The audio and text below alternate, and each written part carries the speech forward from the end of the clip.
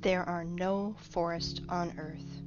When you read this headline out loud, even with the exclamation mark at the end, every sensible person will say that I'm out of my mind, and you will want to show me tons of photos with images of forests. I want you to believe that this is another trick. They make us think that this is a forest, when you actually are looking at 30-meter bushes. This is total bullshit and nonsense, you will say to me. Of course we know what forests look like, because we've all walked in them. Well, I expect that's how you will react, and that's fair, but after watching this video, its headline won't seem so strange to you, because you will reverse your concept of forests by 360 degrees. And now, first things first. We will begin with a well-known picture. Children see 9 dolphins on it, but adults see 2 lovers. A huge difference, don't you think? Try to see dolphins on it and see how hard it is.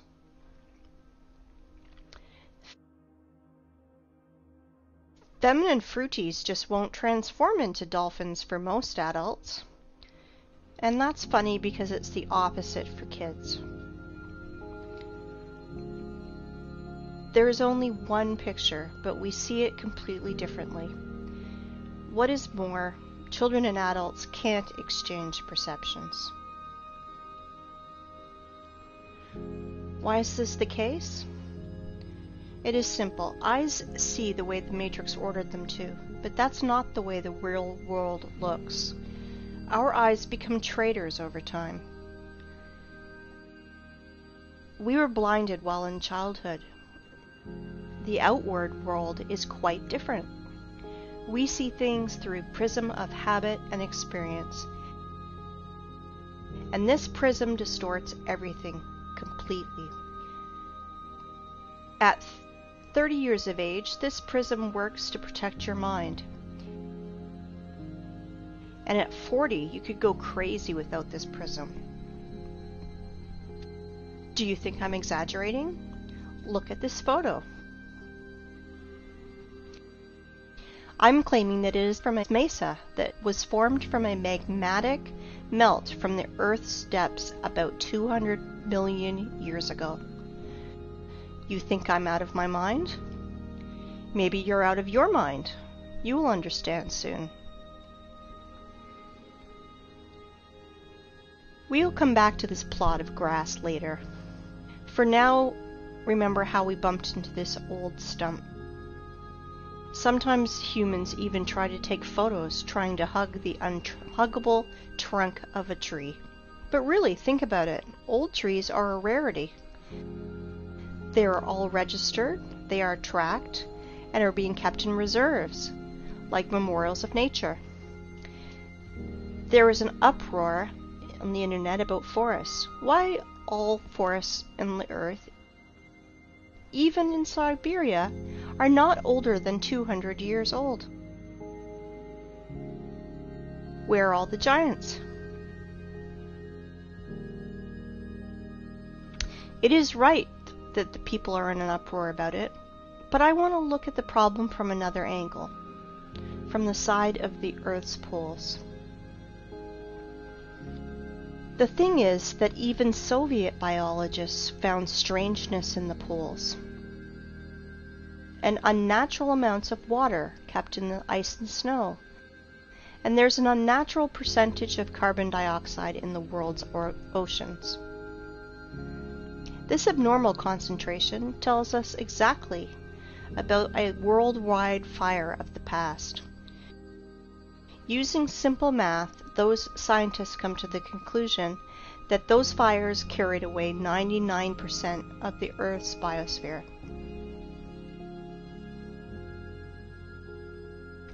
We all know that living cells consist of hydrogen and carbon, so the ice on the poles are made mostly from water, from burned organisms.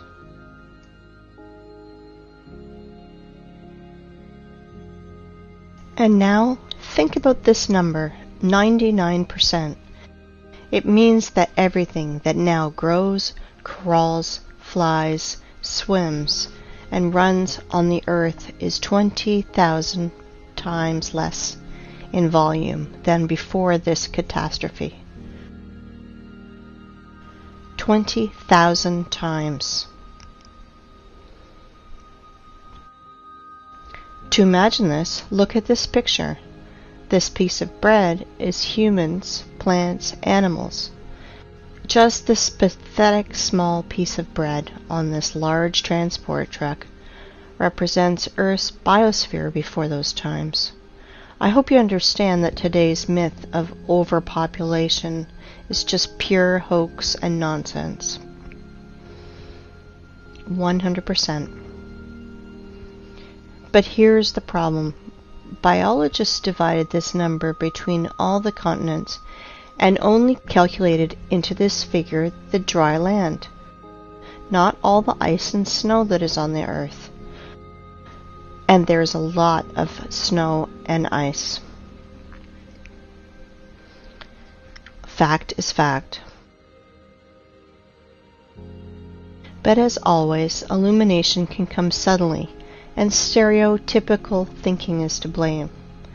30-meter tall forests are like a virus that takes over both our brains and especially the brains of biologists, which prevent us from finding a solution to this problem.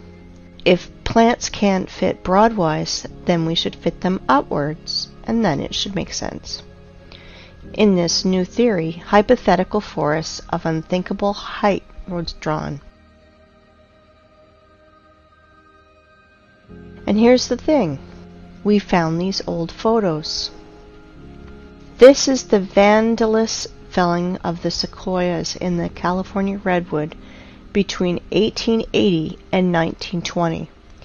These trees miraculously survived the planet's bombardment in 1816. Just imagine how many years this tree needs to grow to these sizes. Then these terrible men come with saws and axes. 1, 2, and no more tree. In proportion of this tree, we can see a rule. The diameter of the stump is 3 times bigger than the woodcutter's or feller's growth. Let's look at this formula.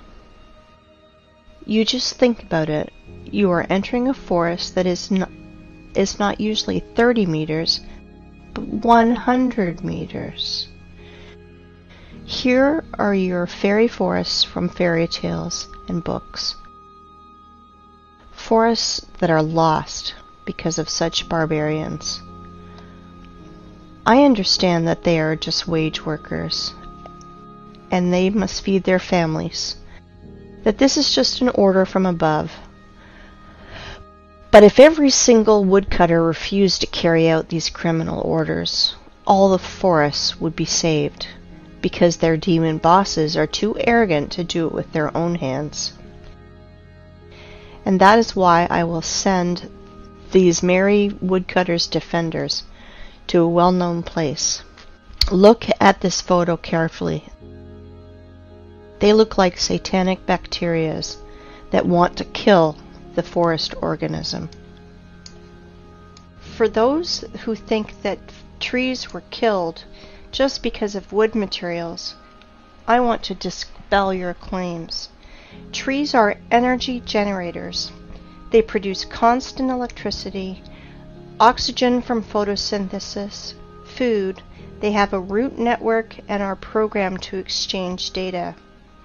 Our ancestry had a theory that trees are programmed to keep data from everything on the planet and save it in their information portal in their carbon fibers. I do not know the reason, but some sequoias that these vandals left alive even put a fence around it and called it a wildlife sanctuary. Of course, park guides will tell you tales from the crypt. How in the stupid Zoic era, stupid sores scratched their booty on the old sequoias of California. Let's summarize everything. Remains of the giant trees of the past are found. and homeless ice and snow of the poles took their place in the mosaic. It seems like everything is clear, but it is not. Nothing is so simple. If we take myths and legends of all nations, you can find lots of stories about people, animals, and plants morphing into stone. This is normal because paleontologists all over the world dig petrified fossils of humans, animals, and plants. There are so many of them that old museums are overfilled with petrified fossils of clovers, frogs, lizards, pieces of dinosaurs, and so on. Frogs and clovers are fine, but what about the forests? Guys, where are the trees? Old sequoias of California do not fit here because they are made of carbon. It means they are not related to the Silicon era. Why do I know this? First off, they were cut and sawed by standard instruments. All axes and saws would break if they had to cut silicon. So where are the silicon trees, if those giants from carbon are not related to the Silicon era? Guess what? They were found. Guess where? In the same North America, in Arizona to be precise. Ah, this zone of the Aryans. There are so many things going on there. The giant quarry that is now called the Grand Canyon. Like one person under the nickname Wake Up Human said, it is an apogee of the cynicism to name quarry waste as a national park. It is not a national park. It is just a quarry. And think what the ancient Russian word's root kolo is doing in the opposite part of the world. And the root ra, I won't even mention. Here is the city of Aryans, from which left only the vortex that made Hooligan meteorite 50,000 years ago. That's how Wikipedia is telling us this total bullshit. Oh, and by the way, here are our silicon trees. I wanted to introduce to you the museum under the open sky. Petrified trees here are just scattered in the desert and also fenced. Everyone today can visit this circus called Petrified Forest National Park. In this park, petrified fossils are not common. They are unique. If turtles and frogs were petrified in pale gray boulders, then this trees morphed into semi-precious stones.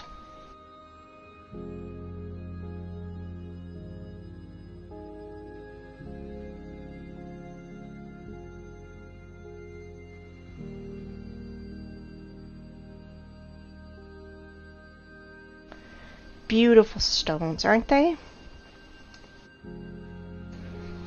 It is time to take stock. All our forests are young and do not grow higher than 30 meters.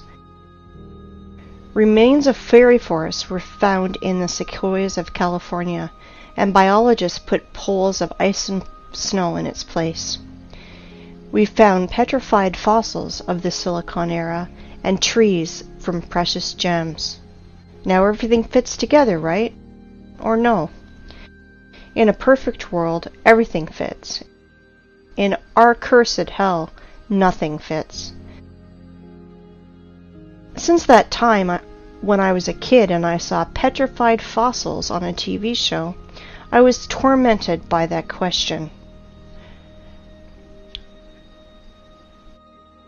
How is it possible for a frog to be morphed into a stone instead of rot like any organic body does? Let's see what Wikipedia tells us. Special rare conditions must be met in order for the fallen stem to be transformed into fossil wood or petrified wood. In general, the fallen plants get buried in an environment free of oxygen, which preserves the organic structure and general appearance. I understand this is dry British humor. If not, I will try to explain. You need some spontaneous disaster. For example, a volcanic eruption, tsunami, clay rain, which would quickly cover the frog and mammoth and make conserves from them, where bacteria won't decompose the corpse to the state of stinking manure. In other words, to make the body petrified, you need to cover or engulf the body and to compact it. According to so-called scientists, the tissue was organic, and then it magically turned into silicon. SiO2. Remember this formula. If you have ever buried your home pets, you can quickly run and dig them out. Your beloved pet is petrified, and you can put his statue on your table. Want to reproach me for such black humor? Redirect that to the official science community, which sells us such bullshit. A dead body has only two options. Dry up like an insect in a piece of amber, or the second option, just simply rot. Organic bodies will never turn into rubble. Never. This absurdity is invented to hide the truth. Magical morphing into stone is a little thing. Transforming wood into semi-precious stones, this is where the lies and ignorance become uncontrollable. Tell me how a stick of wood can become a semi-precious stone. You may have no answer, but I do, and we will discuss this later. For now, let's analyze what these gems show. I do not know about you, but I am confused by 3 points. First of all, according to the official story,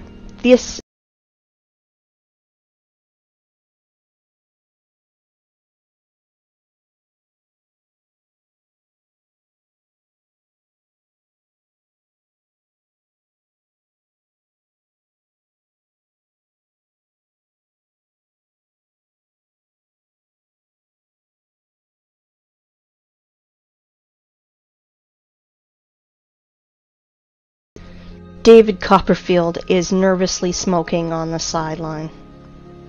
But this is not the end.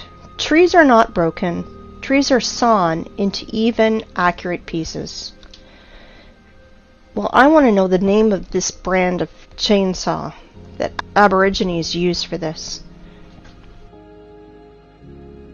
I am joking, of course, but the conclusion is that this is not a museum, but stage theater. These trees were sawn and brought here by someone. You know, only a true fool would believe in the magical transformation of wood into precious stones and gems. Here's another question. For what purpose did they make this circus with all these scattered pieces of silicon life form? And did you pay attention to how small these silicon trees are? They are incomparable, even with the sequoias of California. But this one is simple. They are not trees. They are trees' branches, giant silicon trees. And these trees were so big that American sequoias near them look like sticks near the baobab. And while tourists are freaking out over these precious gems, no one is paying attention to the background, because everything is hidden in plain sight. To understand what I'm talking about, let's return to our favorite plot of grass. And I want to ask you, what do you see? A tree stump in the daisies? But I continue. This is mesa that was formed from the magmatic melt from the Earth's depths about 200 million years ago. Do not believe me? And now? Let me introduce to you, this is Devil's Tower, Mesa, or so-called laccolith, that was formed from a magmatic melt from the Earth's depths about 200 million years ago. At least that's what Wikipedia tells us. And billions of people believe that this is Mesa, laccolith, or a mountain. Really? Let's come closer to our tree stump to look at his fantastically inexplicable columns. Let's look in the Wikipedia ones again. Igneous rock is formed through the cooling and solidification of magma or lava. Really? What a smart magmatic melt! It's just stood still and froze in the appearance of a perfect hexagonal column for 300 meters in the sky. You can synchronize your instruments with these miraculous columns. Were they squeezed out of cream injector, then tied in a bun like a broom, and then a big giant fan blew near to help the columns to curdle faster? Maybe the columns of Parthenon or Isaac's Cathedral were built in the same way. Gentlemen scientists, are you out of your mind writing this garbage? Humans, are you out of your mind believing this garbage? Claiming that this geometrical masterpiece appeared as the result of a lava fountain is the same bullshit as claiming that a racing car appears on the track because of an explosion at a Ferrari factory. Have you ever seen what a fountain of lava looks like? In those times, lava had artificial intelligence. Really? Comparative analysis. All columns are hexagonal. Why exactly hexagonal? Because the universe's masterpieces are built in this form. There are no snowflakes exactly the same, but all of them are in a perfect hexagonal shape. Bees, too, without the knowledge of mathematics, correctly identified that the regular hexagon has at least perimeter among all the other shapes of equal area, so you can fill the shape most efficiently. When bees build honeycombs, they instinctively try to make them as roomy as possible and spend as little wax as possible. Hexagonal shape is the most efficient, economical figure for building a honeycomb.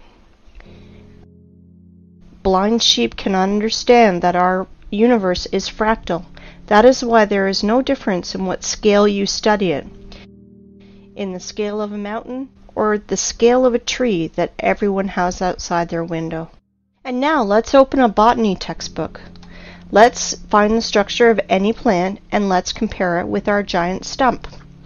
We won't go deep into this. We only want facts that fall into our hands from the stump's photos. So it will be useless to try to argue against those facts. I want to introduce you to the cross-section of a stem of flax. Well, well, gentlemen biologists, are you noticing anything? No? Look, it seems like honeycombs in the middle. Wowzers, and they are all hexagonal. Well, well, what a coincidence. If we remove skin around this flax, our stump skin is the same. Let's look at the small rocks around it, and guess what? Flax looks exactly like our stump from the bird's eye. They look identical. Exactly.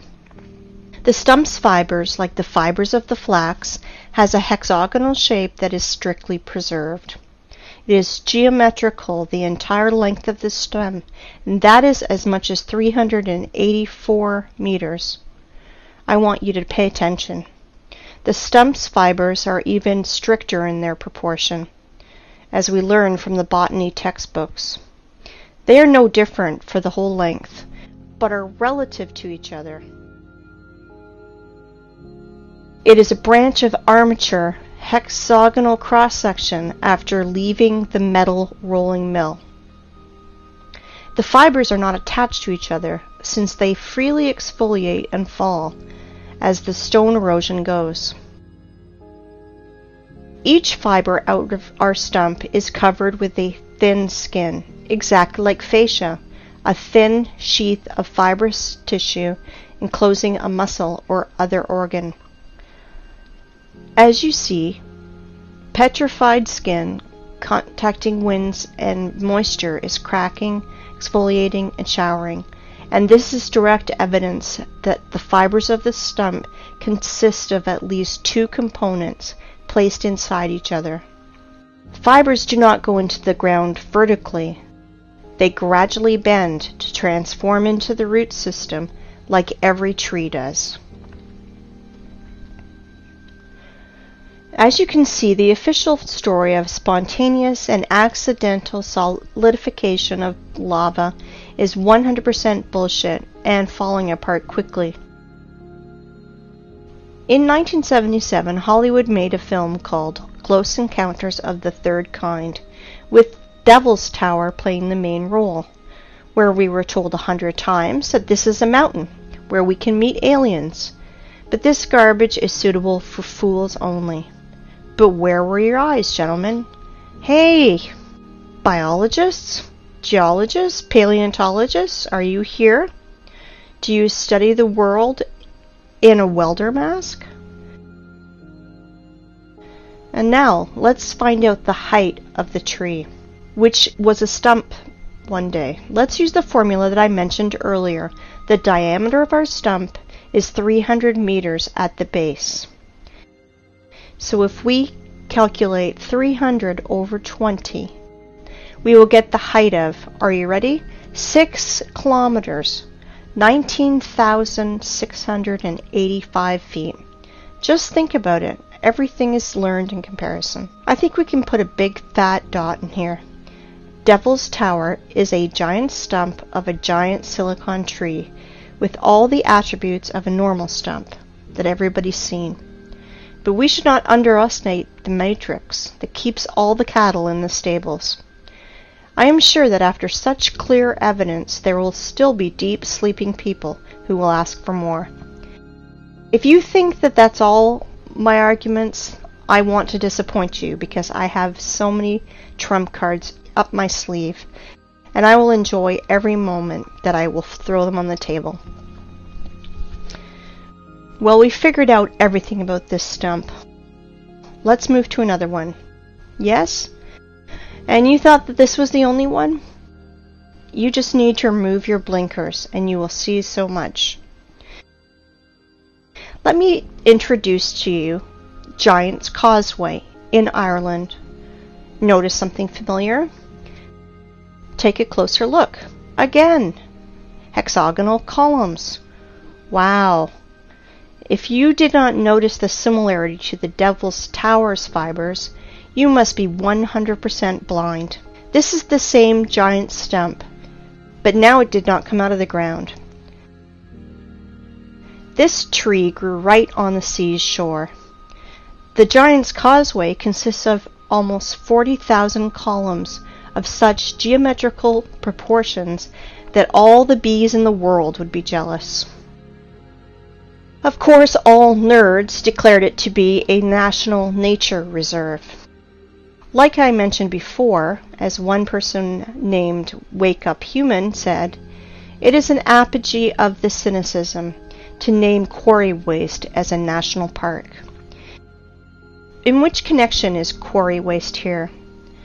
I will say later, but guess what the official science bleats about this Irish stump? Giant's Causeway is an area of about 40,000 interlocking basalt columns that result of an ancient volcanic eruption. Volcanic eruption!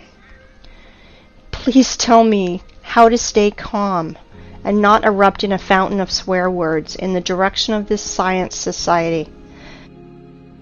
It is hard, very hard, but I will try because our enemies only want us to do it. I have only 2 questions. First of all, how many years was C.C. Campbell in a coma? And second, why do bees' honeycombs not declared as a result of an ancient volcanic eruption? Because they are not distinguishable at all. It's no less strange why street sidewalk tiles are not declared as a result of an ancient volcanic eruption. Show me a single difference, nerds. And now I'd like you to come back to our old method and compare Giant's Causeway, but this time with real lava. I want you to remind you how lava erupts and flows, and this is how it congeals. And now let's compare Devil's Tower.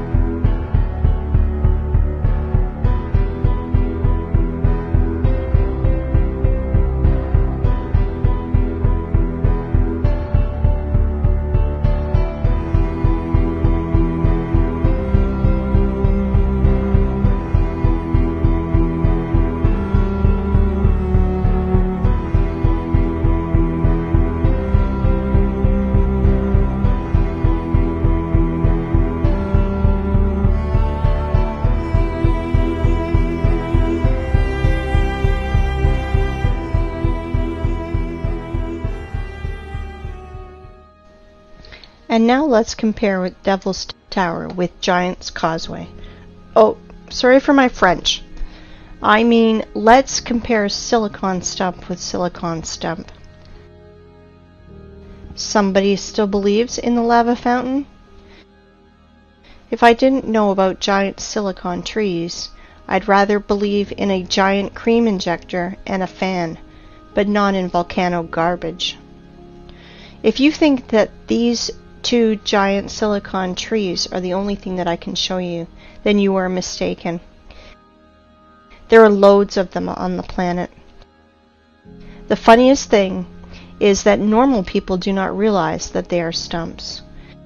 But official science realized that seriously, that they should find out how to hide these trees from people who ask too many questions, and they invented a genius name for these silicon stumps: the basalt cliffs.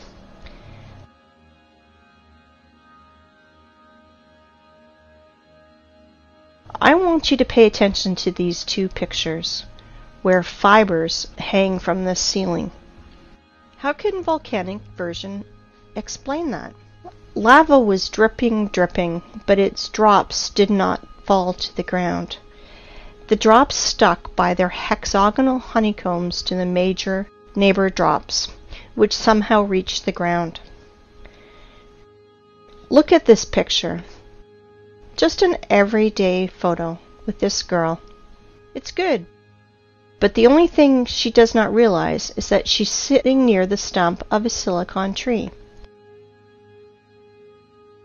All artifacts are in plain sight, but the prism of the matrix do not allow us to see 9 dolphins.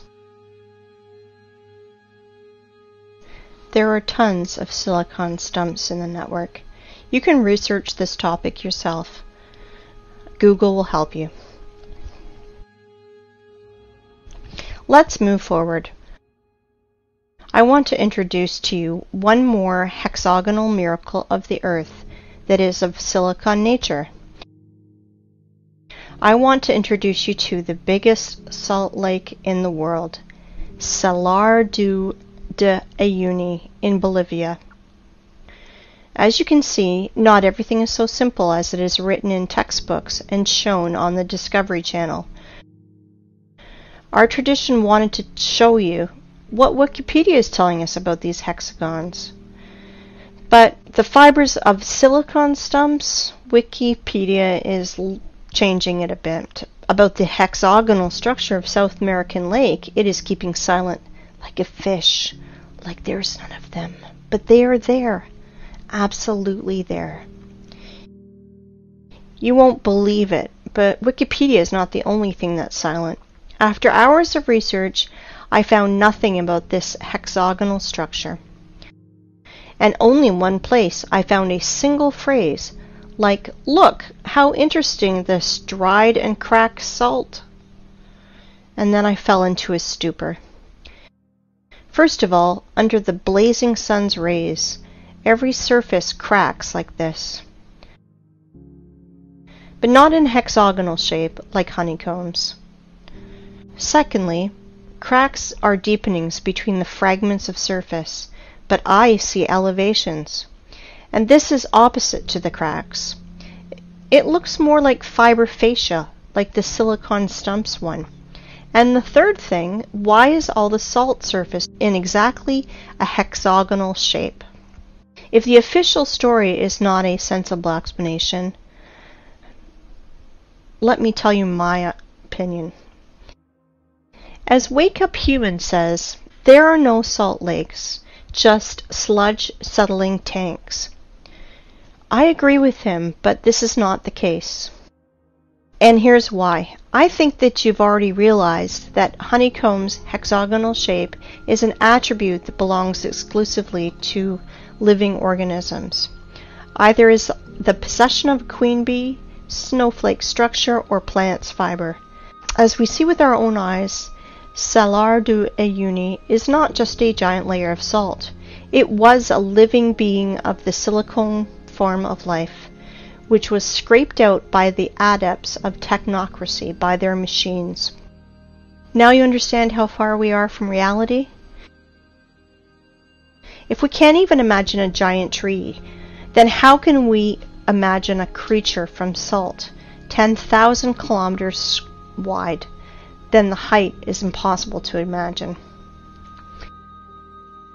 Now you understand that 7,500 years ago, our planet was so fantastic, fabulous, and beautiful that Cameron with his avatar is a poor substitute. All that is left to us is a desert, which we have turned into a scrapyard. And what I mean by saying scraped out by their machines, well, to be short, while our society was sleeping in this matrix, working 9 to 5 hours a day, doing useless things, dreaming useless dreams, our planet was literally being scraped out, and they are scraping it out now with their giant graders and machines. I will show you later. Well, the theoretical part is over now. It's time for the climax, and we are close to the runway. But before, we should return to our first stump and see one strange thing. I bet you did not notice. We saw many stumps, but this one is special. It has a flat surface on top, which means it was cut down. Yes, exactly, cut or sawed. And now our imagination is asking us, who cut it? For what? What did they cut it with? I will answer this question later. We will put these questions in the background because the stump that was cut is not a single one on the planet. I will tell you even more. Devil's Tower is a small one compared to the others. Boys and girls, our aircraft is ready to fly. Of course. Well, we have no course. We will fly around the planet. Fasten your seatbelts and better hold on to the handrails, because everything you will see will overturn your notion of rocks and mountains. Let's go! While we're flying, let's play a game. Find 10 differences. Though there are only 2 differences, material and size.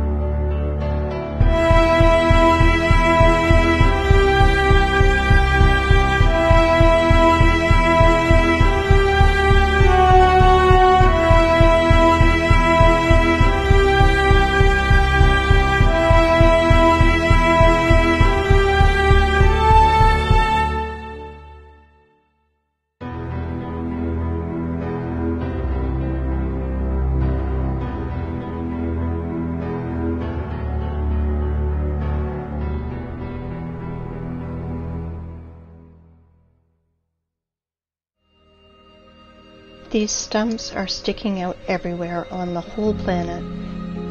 There are hundreds of them. Scientists call them mesas, which means table in Spanish, because they have a flat peak, flat as a table.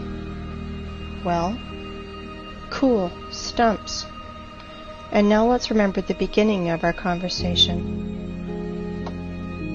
We thought we saw forests and even walked in them. So what does it matter if they are only 30 meters high? Is there a difference? We're pleased with the one we have left. We enjoy its beauty. We are accustomed to these forests, so we don't need another.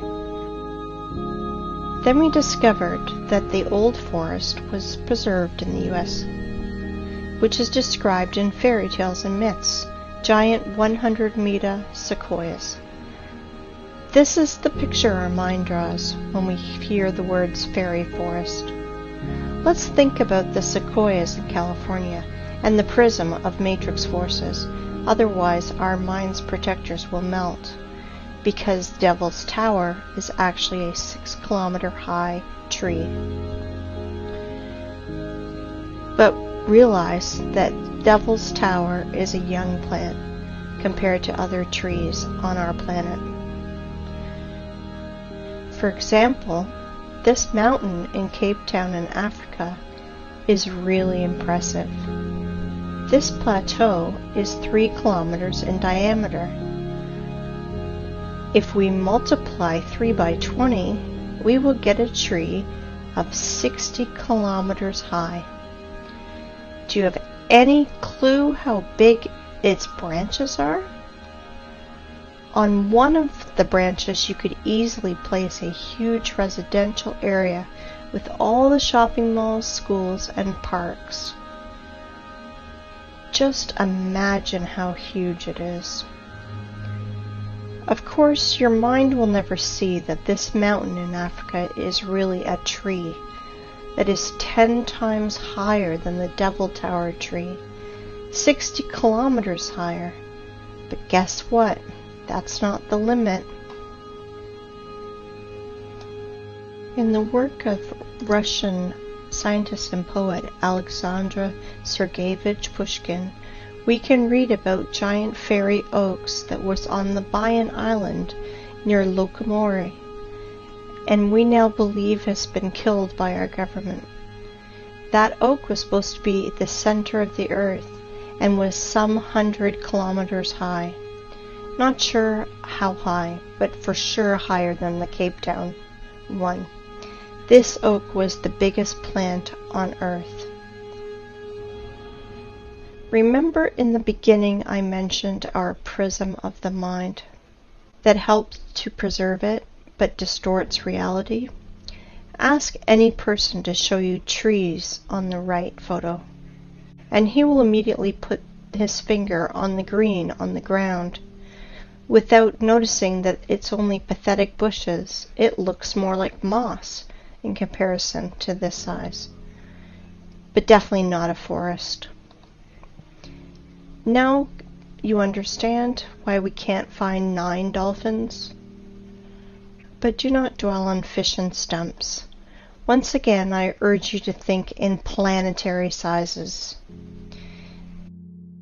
If instead of dolphins and stumps, we see lovers and mountains, imagine what is hidden from us with a curtain. That is why the apocalypse is translated as curtain opening. Do you understand now why I mentioned this matrix prism in the beginning? Through which we are looking, and it turned out that we see nothing. The real world is different. I can call today's state of society a real dream, and the sad part is it is not figurative. You know, in the Russian language, the word tree is spelled D-E-R-E-V-O, de-re-vo. The word ancient tree is spelled D-re-vo, and the word ancient trees is spelled de revnost. It means in Russian language, the language of the Aryans, time, when giant old trees grew. Interesting, isn't it? Well, let's put all that in our pocket and continue our flight. I think you will ask me, and maybe it's time to ask questions. Who cut down this forest? Why did they cut it? What did they use it for? No, it is too early to ask that. We know that the whole face of the planet was covered by giant vegetation. So we can ask ourselves, where did all the other forests go?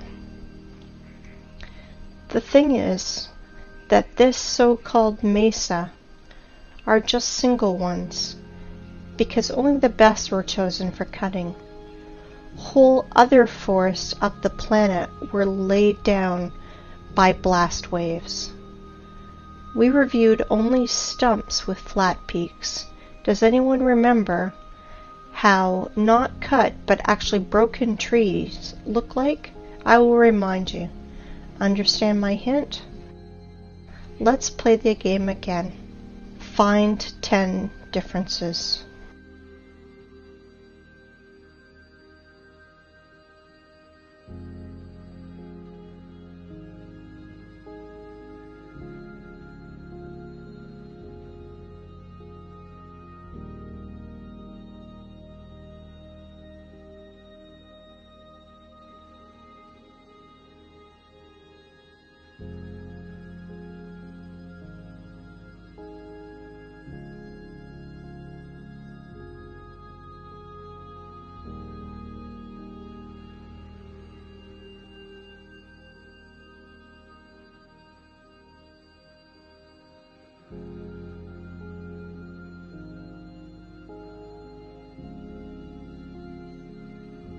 I think you understood the meaning of my words. So I want you to look at the highest stumps of our planet. They were mined like a quarry and were broke by blasts. For example, the tree Everest.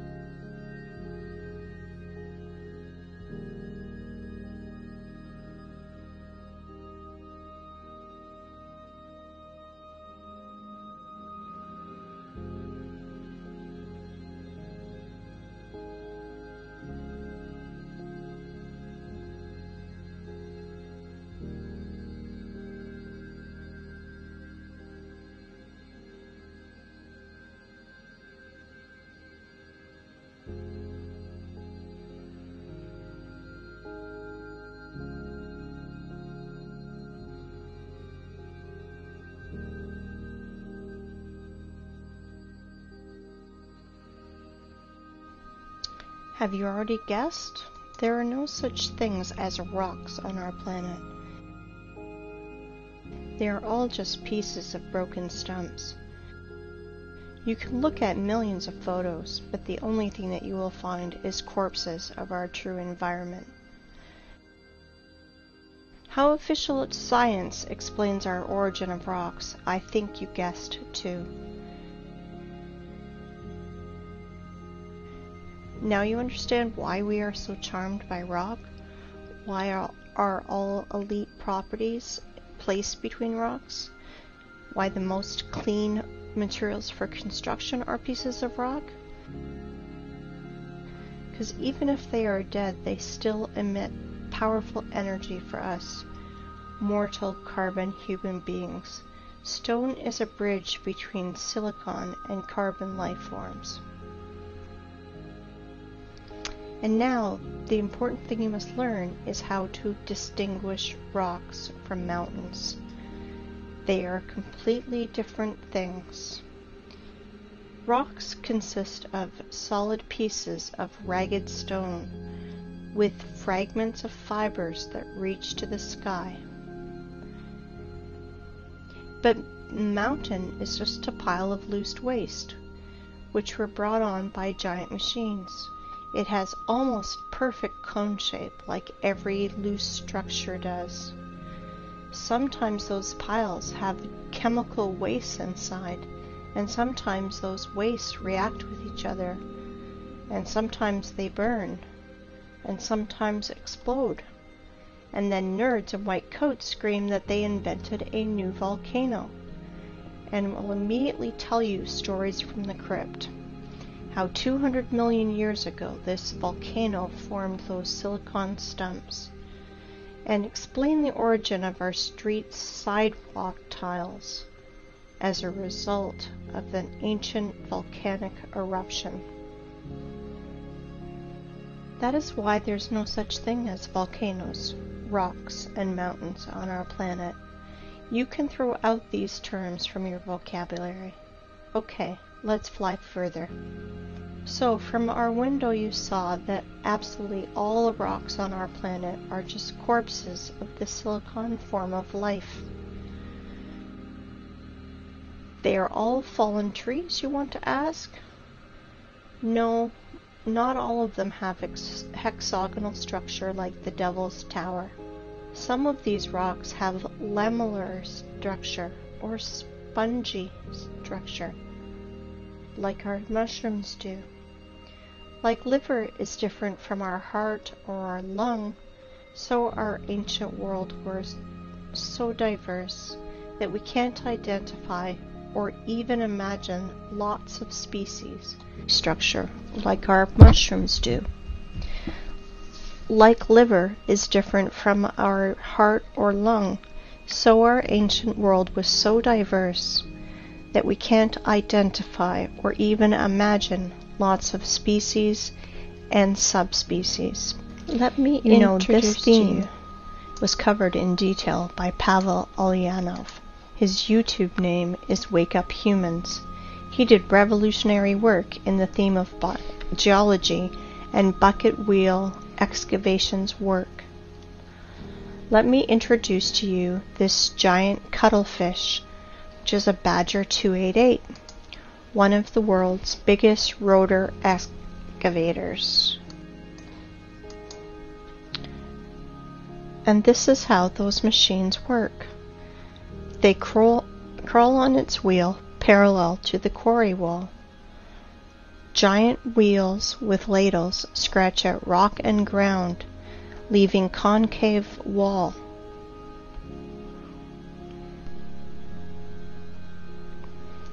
Geologists must be hypnotized in schools while they are students, because why else would they call quarry waste miracle of nature? Like, for example, this cliff in Australia. Want to laugh? If you do not believe in the idiocy of this last stage, just Google wave rock and check the official explanation. 100% unbelievable how people buy into this. Some people will ask which stone was part of the living plant and which not. I want to tell you that at least 7,500 years ago there were no such things as stones. Everything you find now was part of our ecosystem. But then people said they want to be gods themselves, and they screwed everything up.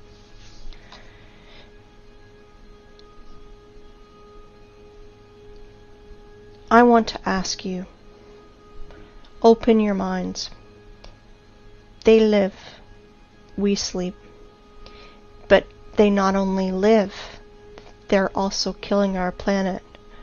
They are doing it right now while you're watching this. Wake up, humans. You must review all the instruction they gave you in elementary school, middle school, high school, history, geography, geology. Open your mind. I want you to look at these photos. Today we have lots of artifacts which we can't repeat because of certain conditions as the lack of technology, lack of equipment, or specialists, and which are evidence that our civilization is 200 years ago, and before that compared to us was way more developed, and today's society are just kids in the sandbox. Here are some examples. Bubbleovo Bath, 1784 to 1820. Here is what this man that was near it tells us. Sorry for my language, but they are telling us absolute bullshit. That somehow the master made it for 7 years and polished it every day like Papa Carlo. Absolute bullshit. With all my responsibility as a lathe man of 5th level, I declare that this is machine precision. Concave and convex surfaces of this bath, strictly precise, circle on the whole diameter, very accurate spherical surface in the lower part of the bath. Inside the bath on the bottom, the same super accurate concavity of the whole diameter. This product is impossible to do manually, especially to polish. I have the impression that it only yesterday got out of the machine. And the polish is like from Isaac's castle columns. It's impossible to do without high-class and high-speed polishing and grinding instruments. Next one, Alexandrian column, 1834. Weight is 600 tons, 27 meters high, granite. Impossible to do manually without turning this on a lathe machine. This column has the shape of antithesis. It's simply impossible to do manually. Third, Peru Ollantaytambo. Polygonal docking of blocks. Weight is 40 to 120 tons. The level of adjustment you can see for yourself. Blocks are aligned in 3 dimensions. Capella San Severo. Made from a single piece of marble. This is impossible to do without an advanced CNC machine. For the last 50 years, there was nothing even close to the complexity of this execution. Nothing has been done by any sculptor, even with the advanced CNC machine. Marble tombstone on the monumental cemetery Strangolano Museum in Genoa. 6. Stone bridges in Sevastopol. Each polygonal stone of the bridge is essentially a single sculpture. An example of modern work. The stone on the left. By today's standards, it is considered quite acceptable. All cities on this planet were built of stone in the antique style, with pre-designed layouts of streets, avenues, embankments, and so on. All cities had a stone bastion wall. The construction volume, which is often equal to the construction volume of the whole city. Somewhere between 1780 and 1815 we experienced nuclear war. And it is likely not the first time in the world, which resulted in a nuclear winter in 1816. A year without summer. The Anglo-Saxons called it 1800 and froze to death. Here are some screenshots from Google Earth. Photos of nuclear craters in the territories such as Belarus. Such craters are easy to find. White traces around craters are broken limestone, the basic material of that time. To visualize the damage, search in Google Roger Fenton Crimea or James Robertson Crimea and see the pictures. And you will see the photos of these first war photographers that were sent to Crimea in 1853 after the nuclear war to take pictures of the siege of Sevastopol.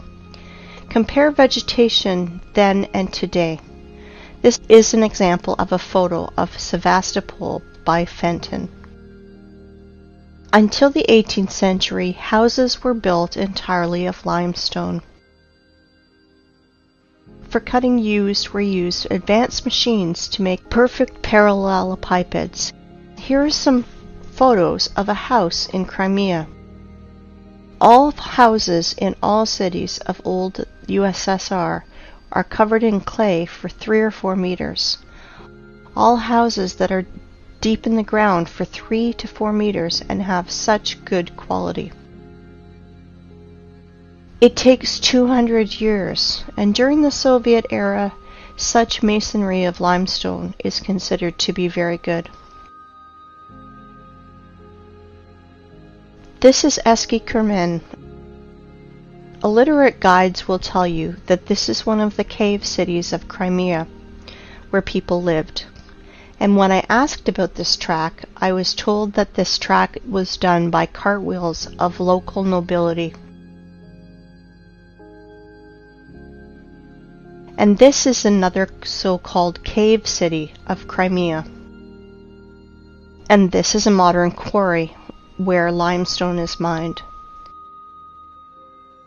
This photo is made before the revolution of 1917. You can see that from the limestone is accurately cut segments, the bottom of which runs the railway and where a house stands. And now a very important photo of Inkerman Quarry, the name Champagne, made in 1890. You can clearly see cut passageways through the hill, 100 meters in width and 80 meters high. Under the vertical wall we can see small pieces of limestone and limestone crumb that fell off because of working saw machining. In the cut holes we can clearly see houses. Some of these holes are beginning of catacombs, some of which extend for hundreds of kilometers. They conducted a large-scale underground mining of limestone. In the days of the Second World War, in the catacombs were hospitals, warehouses, headquarters, and trucks freely drove in and out of these catacombs. By the way, there are ancient catacombs in any city of the world. Near Odessa, there is a catacomb that is 2,500 kilometers long. Everything they tell us, rocks, canyons, ravines, cliffs, are just nothing more than quarry wastes. And there are very old quarries over there, and many fresh ones. This is a white rock in Belogorsk, near Crimea. It is a limestone quarry. The wall was formed as a result of the cut slope of the hill. Want to see more? Look at this passage from which a huge mass of limestone was taken. They lied to you. And guess what they call it? They call it the Valley, a beautiful wonder of earth. Check this out. This is an old photo from the 19th century. The mound of the vertical walls of limestone chips are not yet overgrown with vegetation. This is an old painting from the year 1855. We can see ancient giant quarry wastes in the background. Are you impressed by the scale of mining in just little Crimea? I want to tell you more. There is no cubic meter of land, probably 100 meters deep over the entire earth, which would not have been in its time mined, milled, masticated, and discarded. It is not a planet, but a giant quarry waste pit, where in the most violent and barbaric way the entire periodic table of Mendeleev is extracted. And now, look at these photos and pay attention to the tiered structure of the quarries and mines. The rotor excavated tiered cuts are massive. It is a formed structure with right angles when viewed from above. And now I want to show you the mountains, ridges, gorges, canyons, cliffs, in almost uninhabited ways. Often they are named by the people who discovered them. Are all academics and professors of geology and other science nerds too blind to see it? Mountain on the Kola Peninsula. I do not know the name. Mountains on Antarctica that were only discovered in 1820. Antarctica. Here are even the traces of the heavy machines and equipment. Greenland. Watkins Mountains. Look at the scale of the mining. Greenland. The flight from Frankfurt to Los Angeles. Gunbjorn. The highest mountain in Greenland. 3,700 meters. No problem. Almost completely gutted. Svalbard, Norway. Aurora Borealis in the background of quarry waste. Antarctica, Transantarctic Mountains. At the foot, the traces of machines are still visible. Antarctica, Transantarctic Mountains. Quarry systems. Pay attention to the background. Mount Kailash, Tibet. The height is 6,638 meters. Have you ever seen in our time heavy mining equipment that's raised to such heights? Goblin Valley State Park, Utah, USA. Gloss Mountain State Park, Oklahoma, USA. Grand Canyon, Arizona, USA. It's just a giant quarry, waste, gutted territory. Millions of tourists think that they are looking at a miracle of the world because they were told so. Quarry, Grand Canyon, Arizona, USA. Nowhere can we find traces of water erosion, only the shock explosive impacts on the silicon vegetation. Quarry, Rock Spitzberg. Quarry, Grand Canyon. The cut of the stone with a circular saw. Quarry in Australia, Blue Mountains. Blue Mountains from another angle. Blue Mountains, the vertical wall. Compare it with the marble quarry in the Alps. Marble mining in the Alps. Giant quarry. Do not know where. This photo is offered as wallpaper on your desktop across the internet. Caprock Canyons State Park, Texas. Again, a national park created from exhausted quarry wastes in the USA. In some quarry wastes where there is a lot of moisture, people do farming. Banao rice terraces. Again, Banao rice terraces. And this is Canyon de Chelly Nation Monument, USA. The saws apparently did tunneling. The so-called Painted Hills in Oregon.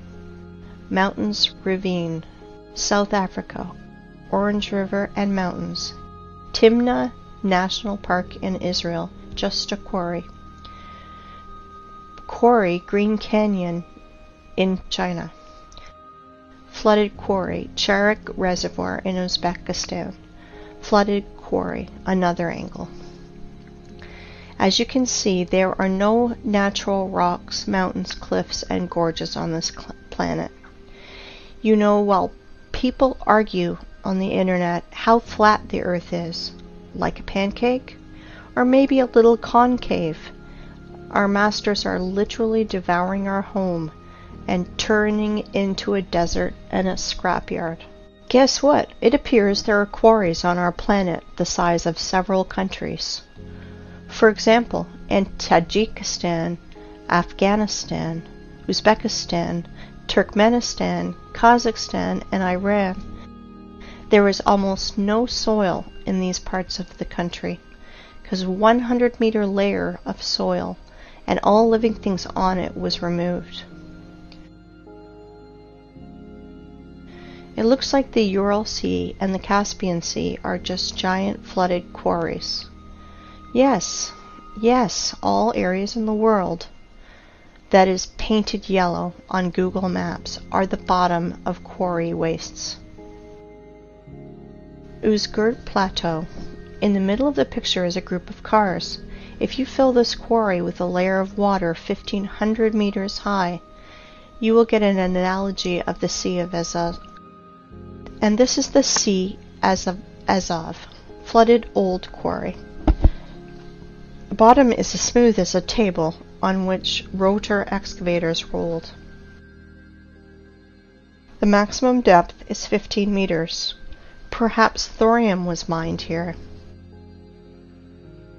The edge of the Karakum Desert, the area of which is 350,000 kilometers squared. The impression is that planetary reapers worked here. In reality, quarry, for the rest of the population, Canyon Yangakala, the wonder of the world, in Turkmenistan.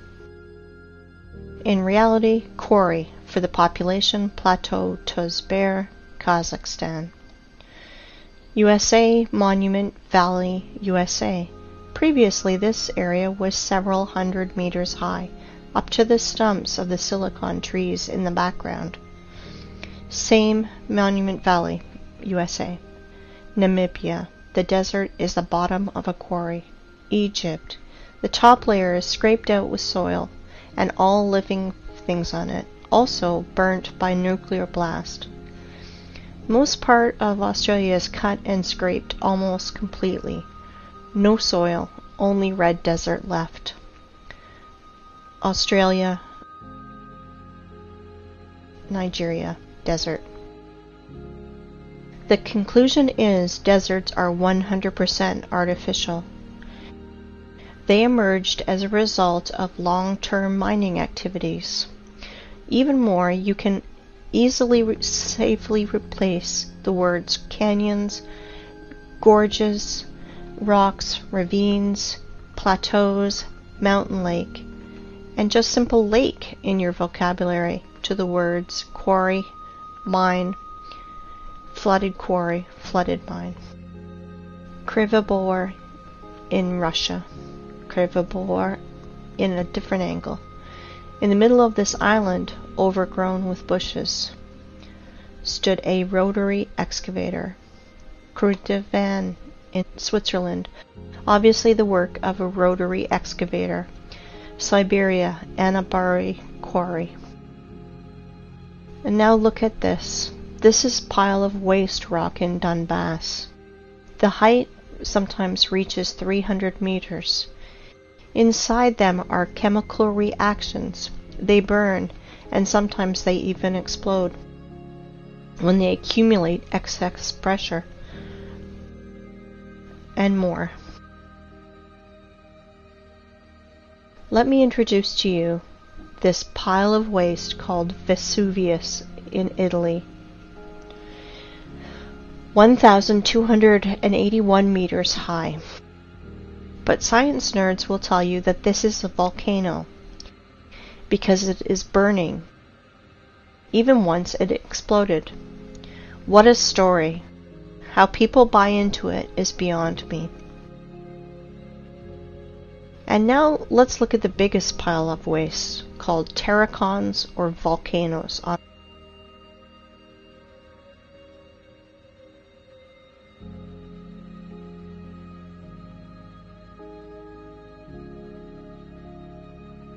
This is Terracon in Fujiyama in Japan.